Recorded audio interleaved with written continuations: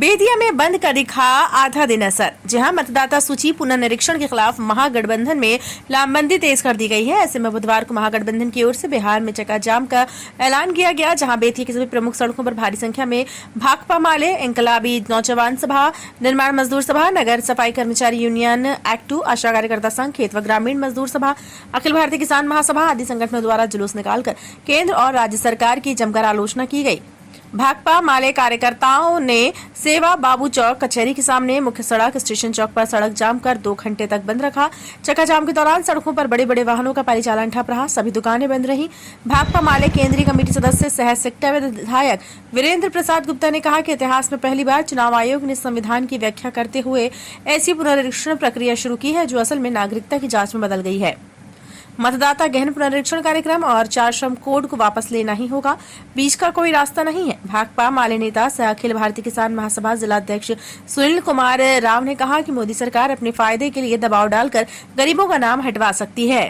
उन्होंने कहा कि जब जनवरी मतदाता सूची का प्रकाशन हो चुका है तो फिर से प्रक्रिया शुरू करना संदेह पैदा करता है, इसलिए आयोग को तुरंत इस निर्णय को वापस लेना चाहिए। इंकलाबी नौजवान सभा जिलाध्यक्ष फरहान राजा ने कहा कि चुनाव आयोग के इस कदम के खिलाफ इन नियमों बार बार नागरिकता साबित करनी होगी। बिहार चुनाव से पहले लाए गए निर्वाचन आयोग के नए संशोधन नियमों का मुख्य लक्ष्य 2026 का बंगाल चुनाव है। नए फैसले से प्रवासी श्रमिकों को परेशानी होगी। एक्टू जिलाध्यक्ष जवाहर प्रसाद कुशवाहा ने कहा कि सरकार अपने फायदे के लिए दबाव डालकर दलितों, पिछड़ा अल्पसंख्यकों का नाम हटवा सकती है। जब जनवरी मतदाता सूची का प्रकाशन हो चुका है तो फिर से प्रक्रिया शुरू करना संदेह पैदा करता है, इसलिए आयोग को तुरंत इस निर्णय को वापस लेना चाहिए। कार्यक्रम में भाकपा माले नेता मुखिया नवीन कुमार, सुरेंद्र चौधरी, पलट मियां, विनोद यादव, संजय यादव, योगेंद्र यादव, रिखी शाह, अशोक महतो, जोखू चौधरी, विनोद कुशवाहा, धातु चौधरी, रामा राव, विनोद राम, रविंद्र राम, वीरेंद्र पासवान, संजय राम, रुस्तम, संजय मुखिया आदि नेताओं ने भी सभा को संबोधित किया।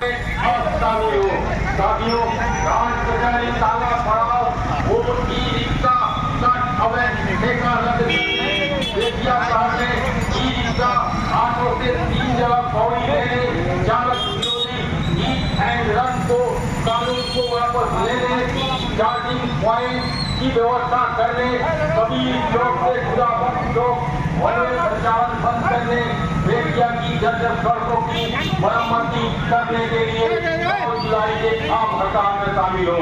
आप तमाम साथियों से आग्रह है कि 9 जुलाई के आम हड़ताल में हजारों की हजार संख्या में उपस्थित होकर अपनी एकजुटता का परिचय दें।